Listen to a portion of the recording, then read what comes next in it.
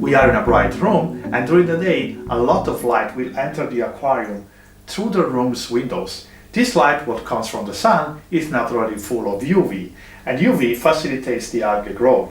Also, because of the light entering the aquarium from the outside, we are not able to control tightly the amount of light time that we give through the lamp up here. And we do want to get not more than 8 or 9 hours per day of light. Otherwise, with all these stimulants coming in the tank, not only the plants will grow, but also the algae. This film blocks exclusively the UV light coming from the sun, which is the most energetic part of the light. So it provides a way to control the amount of light entering the aquarium, facilitating the plant growth against the algae growth. The film is applied on this side of the aquarium, and it's really hard to say where the film ends, which is here, meaning we have a very high quality film that lets a lot of visible light through and very little UV light coming by the aquarium. So this side is protected. This is the side what is during the day exposed to the sun.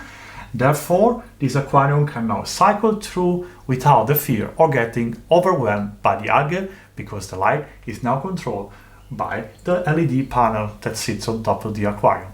I hope you enjoyed this video on the Tetra Sunlight-Blocking Film, reduces maintenance. Now, to see if it works, we're gonna need a couple of weeks to get this tank cycled through and see if there are more or less algae than usual. The application of the film is not really super easy. You have to cut it to the right sizes. You have to apply a lot of liquid so that the film doesn't get sticked with bubbles, and you have to be very gentle when you remove the bubbles, because the film might actually break. But nonetheless, it is possible certainly for you to apply it at home.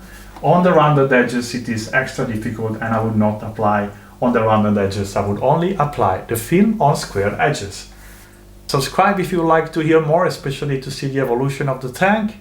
Leave me a like, leave me a comment, and as always, thanks for watching, and I will see you in the next one.